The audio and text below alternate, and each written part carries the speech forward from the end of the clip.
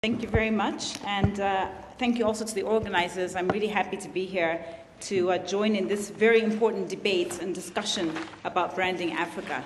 I was just telling Tebe during the break that I had a very interesting experience. Sorry, I'm just going to get myself sorted here. Over the weekend, I had traveled to, I guess, first of all, I should say my disclaimers. I'm one of these very boring economists who doesn't really value or understand the importance of a brand. And so I had flown into New York over late last week and arrived at the airport quite late, and the immigration officer sternly looked at me and said, what is it that you do? And I said, I'm an economist. And she said, you're a communist?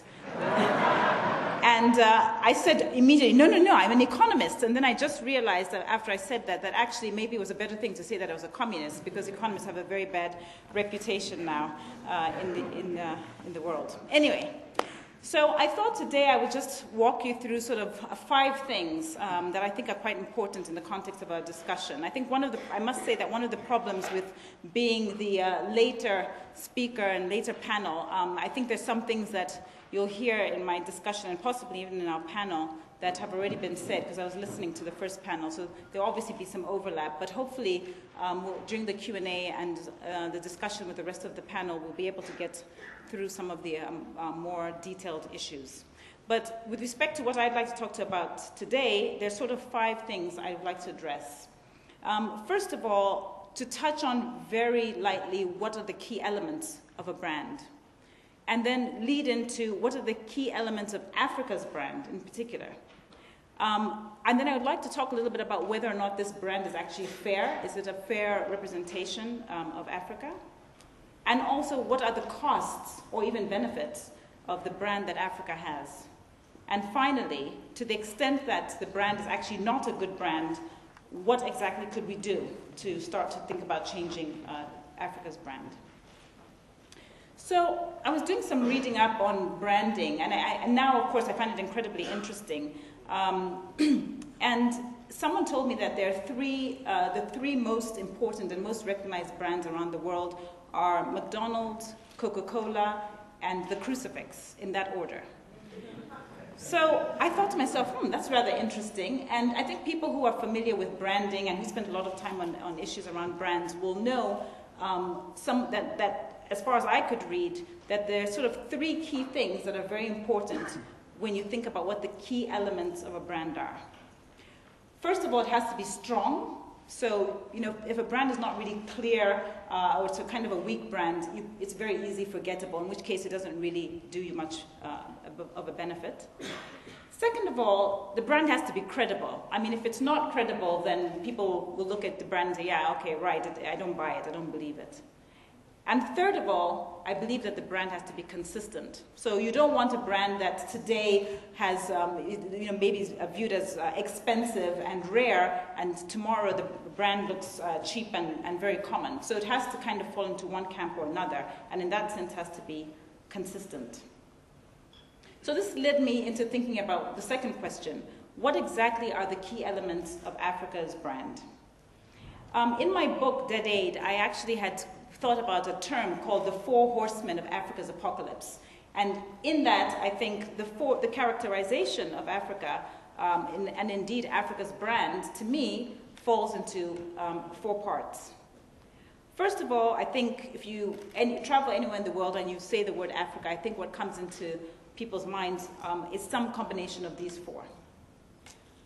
Poverty, corruption, war and political instability, and disease. Now, I said in the book, and I'm saying it again here, that obviously there are countries in Africa that have not had civil war, thank God, my own country included. I'm from Zambia.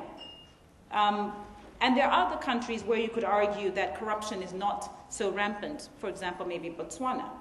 And there are places, of course, where there might be less issues around disease burden, and of course, you could argue that there are places where the incidence of poverty is not as acute as other places. So the point here being that clearly not every country in Africa has these 4 issues. However, it is important for us to understand, and I'll come back to this point later on in terms of what we should be doing. It's very critical that we understand that all African countries are painted with the same brush. So it doesn't really matter to most people that one country might be in the middle of a famine, as is in the case, as we heard earlier, in Niger currently. Even if you come from another part of Africa, the fact of the matter is, by and large, the continent has been tainted with these four elements. So this brings me to the third question. Is this brand fair? Is this brand of Africa as a place of poverty, disease, war, and corruption, is that a fair brand? Well, let's go through the different elements and talk about that. With respect to poverty, there are about, I'm going to throw out some statistics here, there are about 1 billion people who go hungry around the world, who starve around the world every day. 1 billion people. However, 400 million people, which is the highest concentration of those people who are starving, are in Africa. Later on, we can talk about what I think are some of the issues around that, because I think, as we go on, we'll talk a lot about some of the structural problems on this continent that I think have led to these type of dislocations. But the reality is, these are the headlines that people see. 1 billion people are going hungry, the majority of them, the highest concentration of them in Africa. The second statistic that we're all very familiar with, around 70% of Africans live on less than $2 a day. 70% of Africans. Now, is this a fair characterization to say, oh, Africa's poor? I would say, yes, those statistics could be valid and probably are valid, and maybe even they could be even more extreme than those numbers. However, there are more poor people in China than there are in the whole of Africa. And there are more poor people in India than there are in Africa. So we'll come back to this issue later. Why is it then that when you switch on the television, not just on the African continent, but in Europe, the United States, or anywhere around the world, you see African children as a representation of poverty? They would never, ever, ever show an Indian child or a Chinese child as a characterization of their countries. And yet, these countries have more poor people than the whole continent of Africa. So we'll come back to that issue a little bit later, but suffice it to say, there seems to be some validity to the issue of poverty, but it may be some unfairness in terms of characterizing the continent as a place of poverty. The second issue I want to touch on is corruption, and I don't want to spend a lot of time on this because the fact of the matter is we know that many African governments, some would even say most African governments, are actually corrupt. I mean, let's face it. I mean, it's harsh, but true. So let's just think objectively. I can give examples. I was going to give an example of Zambia specifically. I don't need to do that. Take your pick. We know that there's scandals about money missing that's earmarked for healthcare, education, whatever. We know the story. But what I will say is that when you're an investor or a business person, wherever you may be, and you look at objective rankings to see what corruption might look like on this continent, for example, the Transparency International rankings, every year they put out something called the Corruption Perceptions Index, CPI. It comes out once a year. And every year you can see, ranked globally, which countries are the most corrupt. If you get a 1 out of 10, you're considered the worst of the worst. If you get a 10 out of 10, nobody has 10 out of 10, I should point out, then you're considered pristine. The countries at the top, sort of 8, 9, 9.5, are unsurprisingly perhaps countries in Scandinavia. But I will tell you that 40 out of 42 African countries that are ranked are below 5 out of 10. So I just say to you here that in terms of perception, I would actually argue there's a lot of validity to this. We still see a lot of corruption on this continent. That is not to say there's not corruption elsewhere. And in my book, I talk about negative versus positive corruption. Negative corruption being the type of corruption we see in Africa where governments steal the money and put it in a Swiss bank account. I mean, have you seen some of these first ladies from Africa? It's shocking. I mean, honestly, it's just something else. I don't know if anybody saw these at the French Bastille Day in July. Did you see these pictures of the West African, French, Francophone African women, first ladies who'd gone to celebrate the 14th of July in France? If you haven't seen them, I encourage you to go and see this. It is outrageous. It really is.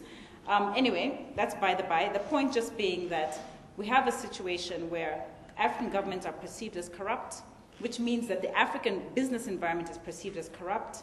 And even the most objective rankings of corruption suggest that this continent's got serious problems. My point earlier, which was about the different types of corruption where governments are stealing money, putting in Swiss bank accounts, is very different from the type of corruption that you might hear about in Asia, where there's still a lot of corruption, but some people would argue that the government at least bother to reinvest domestically. Disease, I'm just saying. Disease, this continent has been ravaged by HIV/AIDS, both in terms of incidence and prevalence. Although there's some improvements, we know that fundamentally there are still a lot of issues. Again, I'll point to Zambia, where the bulk majority of the healthcare provisions of medicines and support in that country, in my home country, is provided by the international community. There are many countries like Zambia where people who work in the health industry actually think the governments do not care. They simply do not care. They've let somebody else from outside to deal with this issue.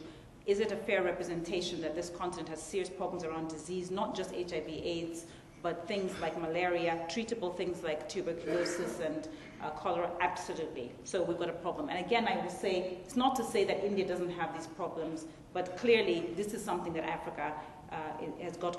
We've definitely cornered the market in this, in terms of perception. And then finally, as I said, war and political instability. Again, don't want to spend too much time here. In the past 18 months, there have been 4 coups d'etats on this continent. In the 1990s, more political upheaval and uncertainty and war on this continent than the rest of the world put together. And of course, we've still got a number of failed states. I think there's something else I have to take off, so I don't know. No, okay. Okay, anyway, so is it a fair characterization? You know, like it or not, there's evidence. If we were in a big debate about whether these things are true, I think people who like to see Africa portrayed in a negative light would say, here are some facts. And there absolutely are reasons to believe that the branding is right. So, because we're supposed to be speaking about an economics and business panel, which we are on, what are the costs of this brand? I think it's important for us to say, what exactly are the costs of Africa being portrayed as a place of corruption, disease, war, and poverty? Well, Paul Collier, who was my supervisor for my PhD, actually has a great term. He says Africa is shearing off from the rest of the world. And I think it's important because, yes, there's a lot of good news. There's a lot of things happening in the business space, and there's lots of reasons for optimism. But at the same time, if you look at the hard numbers, this continent is still moving in the wrong direction, where everybody else is moving in a different direction, even post the financial crisis. We've got 1 billion people, roughly almost 1 billion people on this continent. And yet, which is 1/6 of the world's population, Africa in total is 2% of global trade. 2%, less than 2% of global trade. Just to give you a comparison, the whole of Africa, its share of global trade is less than Spain. And a moment ago, I just saw there was a cover, I think it was of Business Week or something that here was talking about how big is the African market, and it had some estimate of it being $16 trillion. $16 trillion, 1 billion people. The United States economy is $14 trillion, and they've got about 350 million people. So clearly, in terms of 1 billion people on this continent, we are not providing, in terms of productivity, contributing to global growth as much as we should be. So the brand, I'm going to argue, the brand that we talked about a moment ago, is actually encouraging a system where we're not seeing the levels of economic growth or trade that we should be seeing on this continent. We all know that around 60% of Africans are under the age of 24. So it's critically important that we get foreign direct investment correct. 60% of Africans are under the age of 24. In places like Uganda, 50% of Africans are under the age of 15, 50% of Ugandans. The per capita income in Uganda is $500 per annum. There's some serious problems going on here. By the way, Museveni has just announced that he'd like to run again for election. He's been in power 25 years already. I'm just saying, I'm not. Okay, so what are the costs of this brand? The United Nations says that Africa needs to grow at 7% a year in order to put a meaningful dent in poverty. So whenever politicians stand up and say, oh, you know, we're doing really great, our country is growing at 5%, you should just boo them, because 5% is not good enough. It's not doing anything. We need to grow consistently 7% a year in order to put a dent in poverty in this continent. So, and by the way, estimates for economic growth for this year and last year are around 3 to 4% of the continent. Probably not going to be higher than that for a number of reasons. But even though we have seen some countries get to double-digit growth, it's been really driven by the commodity sector. So we're not seeing the broad-based economic growth that we need to see. So in a nutshell, we've got a bad brand, and that brand is actually encouraging a reduction in foreign direct investment. It's also not encouraging Africans to participate in global trade as much as we would like to. And of course, there are other issues such as subsidies that play into that.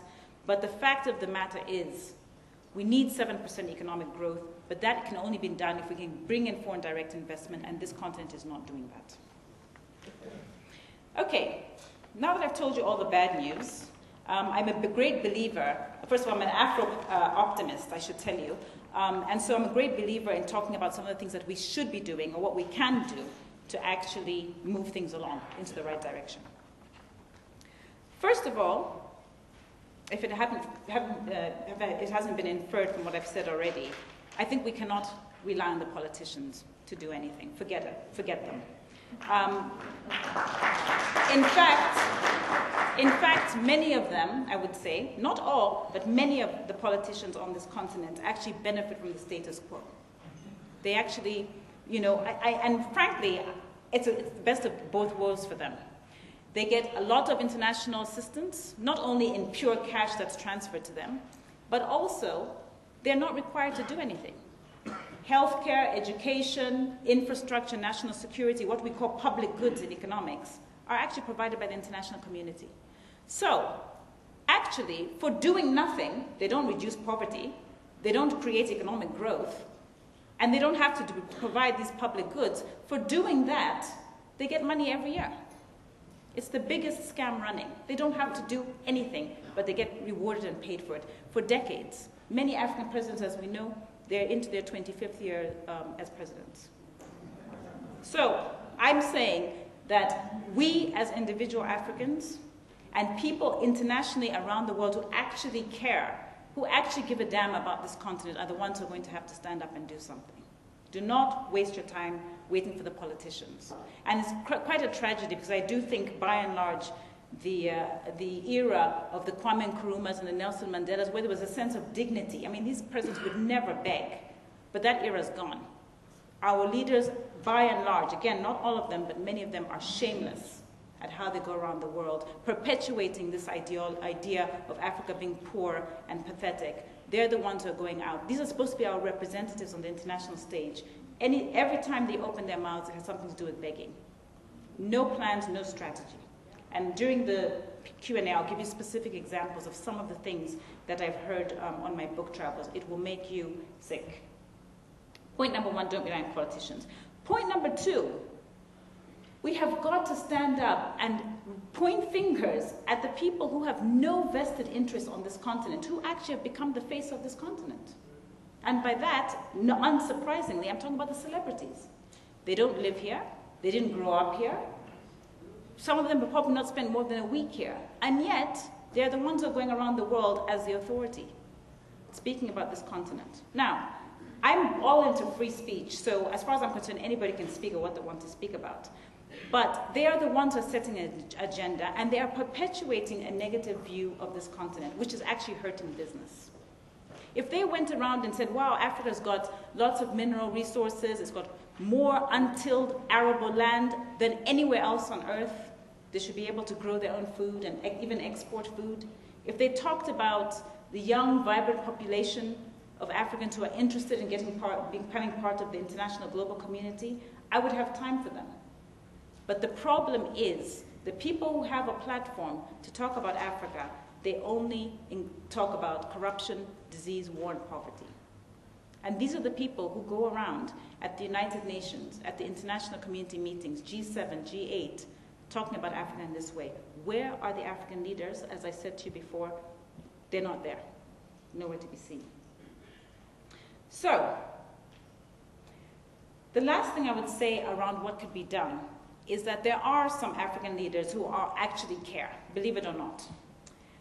And for those, I think there's still low-hanging fruit. There's simple, basic things in the business arena that they simply have not done yet.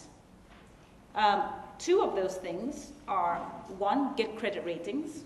It's a great way of being transparent. People understand whether or not and how the governments are willing and able to actually set the correct policies in place. Only 16 out of 53 countries on this continent have credit ratings. And yet, if you ask most investors to invest in a country or even a company, the first thing they look at is whether the country has a credit rating or not. 16 out of 53 countries have credit ratings. Tomorrow, they could get a credit rating. My own country does not have a credit rating. I must say, the most investors that I've spoken to about this issue, they say there's something kind of dodgy about a country not wanting to get a credit rating, because you don't have to do anything with it, but it shows, it's a signal to the marketplace that you believe that your policies are right and that you're doing the right thing. If you don't want to have a credit rating, it's kind of got a bad smell to it, unsurprisingly, I would say. The second thing that they can do is to actually encourage business. And here, I point you to the World Bank's Doing Business survey, which they put out every year. A very good survey, but 60% of the bottom 50 countries are on this continent.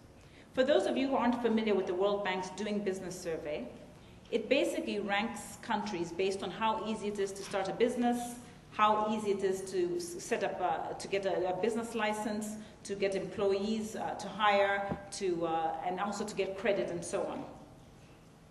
There are countries on this continent where it can take 2 years to get a business license. 2 years. At the other extreme, places like Australia can take you a day, 2 days.